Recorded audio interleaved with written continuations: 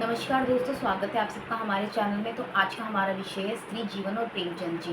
प्रेमचंद जी अपने समय के ऐसे महान कहानीकार हैं जिन्होंने स्त्री की स्थिति को महत्वपूर्ण रूप से समझा, स्त्री पे क्या क्या अत्याचार हो रहे हैं उसको समझा और उसको अपनी कहानी के माध्यमों से लोगों तक पहुंचाया ताकि उसकी स्थिति में सुधार किया जाए। प्रेमचंद जी ने अनगिनत कहानियों का निर्माण किया और उनकी कहानियाँ मुख्य रूप से किसी न किसी विषय को इस रूप से विद्यमान करती थी कि वो आगे चल के परिवर्तन का कारण बनाएगा। प्रेमचंद जी ने स्त्री स्त्री की स्थिति, दलित समाज हो गया, आपका कृषि समाज हो गया, स्वतंत्रता संग्राम, इन सब विषयों को बहुत पूर्ण रूप से समझाया है अपनी कहानियों में। और ऐसा ही आज का हमारा विषय है स्त्री जीवन और प्रेमचंद जी। प्रेमचंद युग में स्त्री की स्थिति अत्यंत शोचनीय थी, जहाँ उसके लिए केवल दो ही दहलीजें थी, एक पिता का घर, दूसरा पति का घर। इन दो दहलीजों को पार करने पर उसको एक वेश्या का नाम दिया जाता था, जो आप समझ सकते हैं वो कितना बड़ा एक तीर के समान होगा जो नाम उसको दिया जा रहा था। यहाँ तक कि जब से उसको पैदा हुआ, जब से वो स्त्री पैदा होती है, पैदा होते उसे केवल एक बोझ के रूप में समझा जाता था। ना उसे शिक्षा पाने का अधिकार था, ना उसे किसी दरवाजे से अपने घर के बाहर निकलने का अधिकार था। उसे कोई अधिकार नहीं दे रही थी, क्योंकि उस समय लोगों की सोच ये थी कि लड़की पढ़ेगी, लड़की पढ़ के हमारे लिए कुछ हासिल नहीं कर पाएगी, लड़की को पढ़ना कोई अच्छा मुकाम नहीं समझा जाता था। उनका कहना या उनकी सोच आप कह सकते हैं कि अगर लड़का पढ़ेगा तो वो घर के भविष्य को उजागर करेगा, अन्यथा अगर लड़की को पढ़ाया जाता है तो वो किसी कार्य का नहीं है, उसका पढ़ाना केवल केवल एक व्यर्थ है, क्योंकि उसने दूसरे घर चले जाना है, इस घर के लिए वो कुछ नहीं करेगी, तो इसलिए उसको नहीं पढ़ाया जाता, उसे शिक्षा से वंचित रखा जाता। तो उसे केवल घर के कार्यों में ही व्यस्त रखा जाता था। उसको घर का खाना बनाना सिखाया जाना, सफाई करना, यही सब उसके कार्य उसके शिक्षा के रूप में उसे दिए जाते थे। उसको शिक्षा के रूप से वंचित रखा जाता था। और पुरुष को इसलिए शिक्षित किया जाता था कि उनको लगता था लड़का पढ़ेगा, कुछ हासिल करेगा तो हमारा घर भी तरक्की करेगा, लेकिन लड़की दूसरे घर ही जाएगी और दूसरे घर की ही लड़की है। लड़की को एक बोझ के रूप में समझा जाता था। विवाह के पश्चात जब वो अपने पति के घर पहुंचती है तो पति केवल उसको एक वस्तु के रूप में इस्तेमाल करता है, कि वो उसके घर में केवल एक कार्य करने है, मतलब कि उसके घर में वो सिर्फ एक सेवा का कार्य करेगी, उसके माँ बाप की सेवा करेगी, घर में काम करेगी और केवल उसके वंश को आगे बढ़ाएगी। अन्यथा इन दो दहलीजों के अलावा उसके लिए तीसरी कोई दहलीज नहीं होती थी। इन दो दहलीजों को अगर वो गलती से लांघ भी देती तो उसको एक वेश्या का नाम दिया जाता था। उसका कंपैरिजन आप ये कह सकते हैं कि उस वेश्या से किया जाता था, कि उसको ये तीसरी दहलीज निकलने के लिए उसको इस नाम से उजागर किया जाता था। स्त्री को मन और बल दोनों रूपों से कमजोर समझा जाता था। लोगों का मानना था कि स्त्री मन और बल दोनों रूपों से कमजोर है। अपने पुरुष प्रधान समाज अपना बल उजागर करने के लिए, मतलब किसी और व्यक्ति को नीचा दिखाने के लिए, उसकी स्त्री का अपहरण कर लेता था ताकि उसको वो नीचा दिखा सके और अपने बल को उजागर कर सके।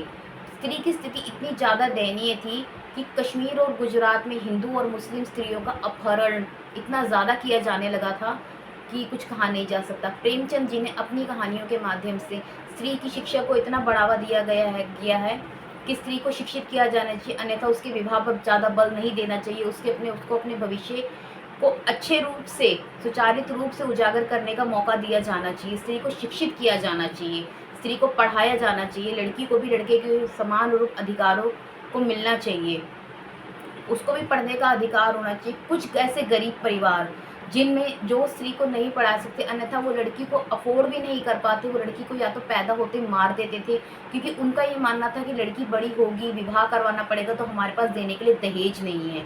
या कुछ ऐसे परिवार होते थे जो लड़कियों का विवाह तो करवाते थे, परंतु ऐसे व्यक्तियों से विवाह करवाते थे जिसे बेमेल विवाह भी कहा जाता था।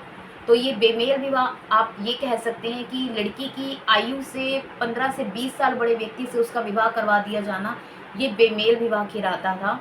कि उस लड़की की आयु जो एक 14 या 15 साल की लड़की है, कि उसके माता पिता दहेज नहीं दे सकते, तो वो अपनी लड़की की शादी एक 30 साल के आदमी से करवा देते थे कि वो विवाह में उसको दहेज नहीं देना पड़ेगा और वो बिना दहेज की उनकी लड़की उनके सर से हट जाएगी। ना उन्होंने अपनी लड़की को पढ़ाया है, ना कुछ कराया है, वो सिर्फ अपने सर से अपना एक बोझ हटाना चाहते थे।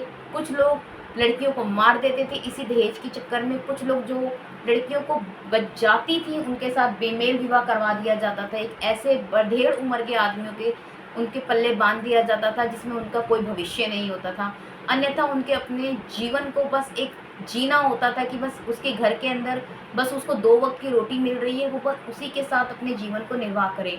प्रेमचंद जी अपनी कहानियों में इन चीज़ों को बहुत ही गंभीरता से लिया, इन विषयों को बहुत गंभीरता से उजागर किया कि इन विषयों को अत्यधिक रूप से उजागर किया जाना चाहिए कि मतलब स्त्री की स्थिति इतनी ज़्यादा दुर्दशा हो रही है, स्त्री की इतनी ज़्यादा दुर्दशा है कि कुछ कहा नहीं जा सकता। गरीबों को तो मतलब लड़की पैदा होती है, गरीब लोग या तो मार देते हैं या अगर कुछ बड़ी हो भी जाती हैं तो उनकी ऐसी दुर्दशा हो रही है कि मतलब उनको एक अधेड़ उम्र के आदमियों से उनकी शादी करवा दी जाती है, बेमेल विवाह करवाए जा रहे थे।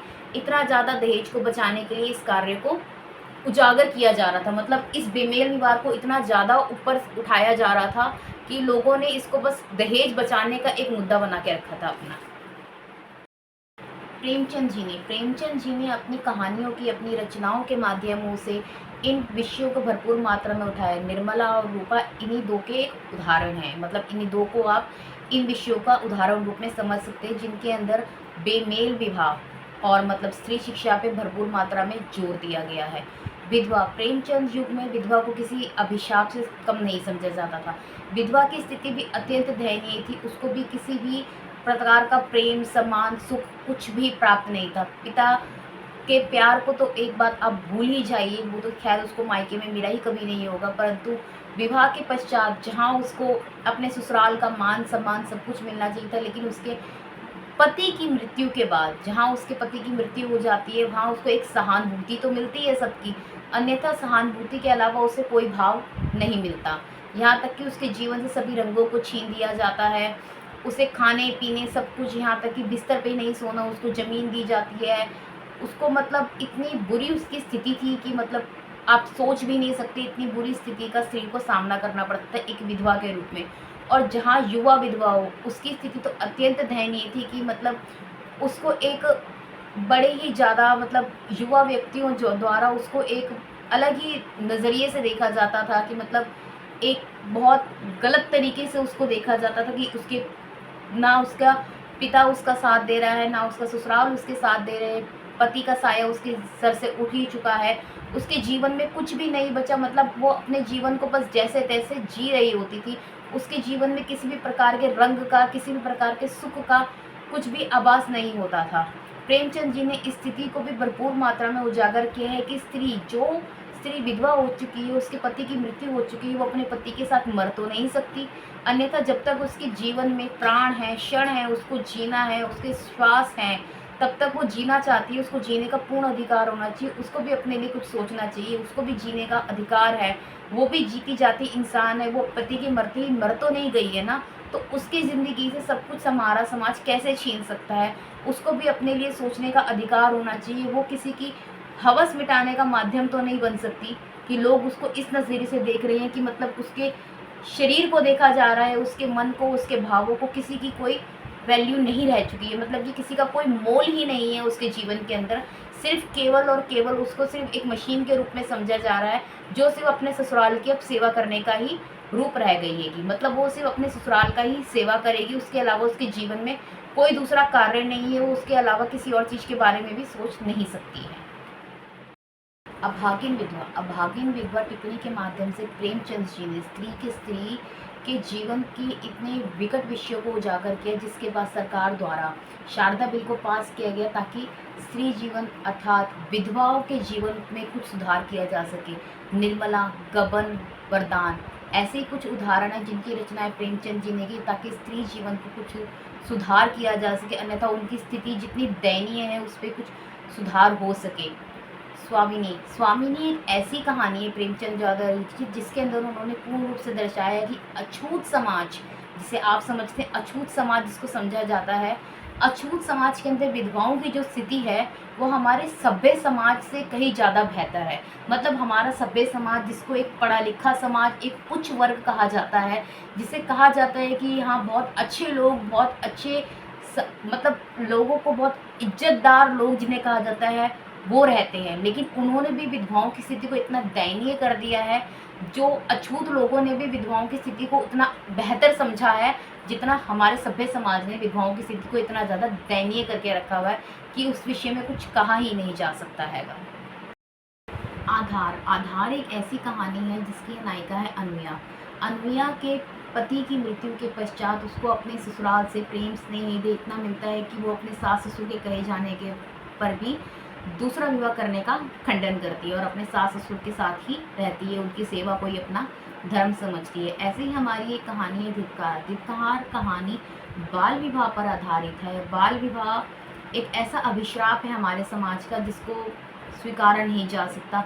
जिन बच्चों को विवाह के बारे में कुछ समझ नहीं है, उनके उस आयु में उनका विवाह कर दिया जाता है जहाँ वो किसी जिम्मेदारियों को नहीं अपना पाते। इस कहानी की नायिका है मानी। मानी का बाल विवाह करवा दिया जाता है, परंतु कुछ समय बाद उसके पति की मृत्यु हो जाती है। पति की मृत्यु होने के बाद उसके जीवन से सारे सुखों को समाप्त कर दिया जाता है, सारे रंग छीन लिए जाते हैं, खाना छीन लिया जाता है। उसका जीवन बिल्कुल सादा जीवन उसको मिलता है। सोने के लिए चटाई मिलती है, खाने के लिए केवल सादा खाना, नमक डला हुआ खाना दिया जाता है।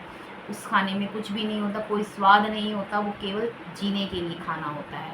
और रहने के लिए केवल एक झोपड़ी दे दी जाती है और कुछ नहीं होता। पहनने के लिए सिर्फ सफ़ेद रंग है और कोई रंग नहीं है उसके जीवन के अंदर। लेकिन जब उसे पता चलता है कि उसकी चचेरी बहन का विवाह है, तो वो इसी से बड़ी उत्साहित होती है कि उसे अपनी बहन को लाल रंग के जोड़े में देखना है। इसी उत्साह को लिए वो अपने चाचा चाची के घर जाती है और अपनी बहन से मिलने के लिए कहती है। तो उसकी चाची उसको घर की दहलीज के अंदर कदम भी नहीं रखने देती, अन्यथा उसको दरवाजे से ही बड़ा धिक्कार करके दरवाजे से बाहर कर देती है।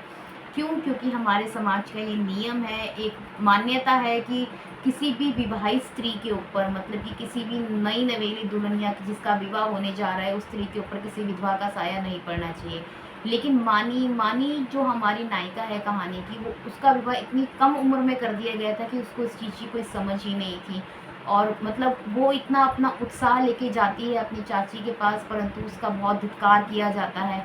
तो ये कहीं हमारे समाज की नकारात्मक सोच को दर्शाता है कि मतलब जिस लड़की को पता ही नहीं कि विवाह का मतलब क्या है, उस आयु में उसका विवाह करवा दिया गया।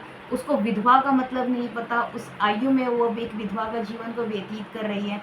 तो क्या उसको जीने का हक नहीं है? समाज में कुछ पाने का हक नहीं है? क्या वो खुशियाँ नहीं ले सकती? क्या उसको रंग नहीं मिल सकते हैं अपने जीवन के अंदर?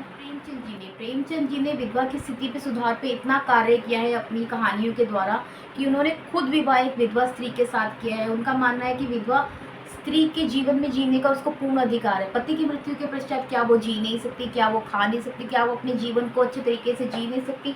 कि मतलब उसका पति मर चुका है तो वो आगे के अपने जीवन को जिएगी नहीं? अगर उसको सांसें मिली हैं तो वो उसको तो जिएगी ना।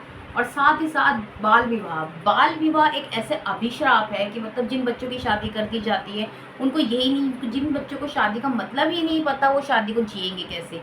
और साथ साथ बाल विवाह से ज़्यादा बड़ा अभिश्राप एक बाल विधवा है हमारे समाज का। मतलब वो बच्चे जिसको मतलब कुछ नहीं पता कि समाज में उसको क्या है क्या नहीं है, मतलब उसको समाज उसने पूर्ण रूप से देखा भी नहीं, वो अपने घर से बाहर भी नहीं निकली, बचपन में शादी कर दी गई। फिर जब थोड़ी बड़ी हुई, ससुराल आई, तो पता लगा पति की मृत्यु हो चुकी है और उसको सिर्फ एक सफ़ेद साड़ी दे दी गई कि तुम्हारा जीवन अब इसी में ही जिया जाएगा। तो मतलब उस लड़की ने ज़िंदगी में रंग ही नहीं देखे, अपने विवाह का कभी सुख नहीं भोगा, उसको सिर्फ एक बाल विधवा मान लिया गया। तो प्रेमचंद जी ने इन चीज़ों को बहुत अच्छे रूप से अपनी कहानियों में दर्शाया है। तो I hope you like our video. Please like share and comment. तो मिलते हैं नेक्स्ट डे एक नए टॉपिक के साथ। तब तक के लिए बाय बाय।